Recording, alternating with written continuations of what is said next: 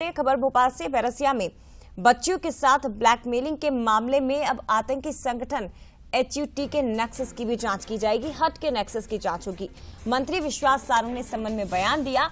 आरोपियों का किससे कनेक्शन है, कहां से फंडिंग होती है, किस संगठन से जुड़े हैं, इन सभी बिंदुओं की जांच की जाएगी और क्या धर्मांतरण मकसद होगा, इसकी भी जांच होगी। बड़ी खबर है इस वक्त की। बैरसिया में ही आतंकी संगठन HUT के प्रमुख सौरभ जैन ने अपना धर्म बदला था। पिछले साल NIA ने इसे गिरफ्तार किया था। बैरसिया में बच्चियों के साथ सोशल मीडिया के जरिए ब्लैकमेलिंग का एक मामला सामने आया और उसके बाद अब इस पूरे मामले की जांच आतंकी संगठन से भी होगी। दोषियों पर तो कार्रवाई होगी ही, और उसके साथ साथ इस पूरी घटना में क्या कुछ पीछे है, कौन सा ऐसा कोई रैकेट चल रहा है या कोई संगठन है या कोई व्यक्ति विशेष है, उस पर भी जांच होगी और सख्ती के साथ कार्रवाई होगी और ऐसी घटना की पुनरावृत्ति मध्य प्रदेश में कहीं भी ना हो, यह भी सुनिश्चित किया जाए। जैसा नहीं कि धर्मांतरण हो या बहला फुसलाकर बच्चियों को इस तरह से गर्त में डालने की बात हो, यह मध्य प्रदेश में सहन नहीं होगा। जो है उन पर कठोर कार्रवाई होगी और ऐसी कार्रवाई होगी कि लोग याद रखेंगे। और इस पूरी घटना के जो पीड़ित परिवार हैं वो बंसल न्यूज पर सामने आए हैं। पीड़ित परिवार से आप बीती सुनिए, किस तरह से लड़कियों को ब्लैकमेल किया गया। अनस और अरमान जो दो आरोपी हैं, उन्होंने अश्लील वीडियो भेजे और जब मिलने से मना किया तो फोटो वायरल करने तक की धमकी दे डाली। हालांकि आरोपियों की गिरफ्तारी अब हो चुकी है।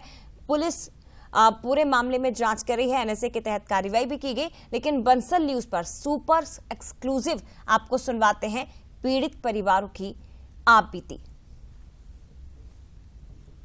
इस वक्त हम बैरसिया में उस परिवार के साथ मौजूद हैं जो खासतौर से ब्लैकमेल का शिकार हुआ, लेकिन उनकी हिम्मत की हम दाद देते हैं कि वो खुलकर सामने आए, पुलिस तक पहुंचे, दोषियों पर FIR हुई और गिरफ्तारी भी हुई। लेकिन घटना कैसी है, किस तरीके से शिकंजे में छात्राओं को लिया, कैसे परिजनों ने आगे होकर हिम्मत दिखाकर थाने तक पहुंचे और उन पर गिरफ्तारी भी हुई है और NSA की कार्रवाई भी हुई है। तो सबसे पहले हम बात करेंगे उस बेटी से जिसने हिम्मत दिखाई, उनके पिताजी भी हैं, उनसे भी बात करेंगे। बस शुरुआत कहाँ से हुई, आपकी जान पहचान कैसे हुई शुरुआत? वो लड़का घर के बगल में आता था, तो ऐसे हमारी जान पहचान उसे नाम पता चला, तो उसने मुझे स्नैपचैट पर रिक्वेस्ट भेजी। तो मैंने 2-3 बार उसको एक्सेप्ट नहीं किया, फिर तीसरी चौथी बार में ज़रूर मैंने एक्सेप्ट कर लिया था। फिर ऐसे ही उसका मैसेज आया तो उसने मुझे ऐसे करके हम लोगों की फ्रेंडशिप हुई। तो जब स्नैपचैट पर मैसेज आया तो उसका नाम क्या था, आप जानते थे कि आप किससे बात कर रहे हो?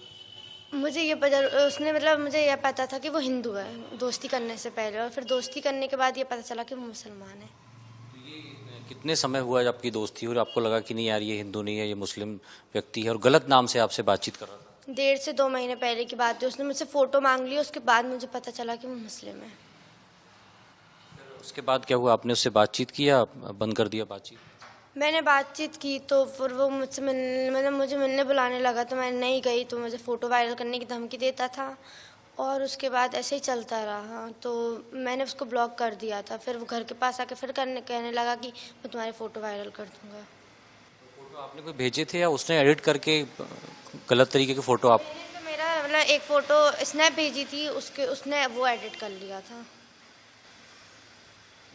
आपकी जो और सहेलियां हैं, चाहे स्कूल में पढ़ती हो या मोहल्ले में पढ़ती हो, क्या उनके साथ भी ऐसा हुआ कभी या उन्होंने आपसे बताया हो कि हाँ मेरे साथ भी ऐसी घटना हुई है? मेरी कोचिंग में एक सहेली थी, उसने ये बोला था कि मेरी इससे दोस्ती करवाओ। उसने उससे भी बात की, उसको भी ऐसे ब्लैकमेल किया। तो जब आपको पता चला कि वो हिंदू नहीं मुस्लिम है तो आपने बातचीत बंद कर दी?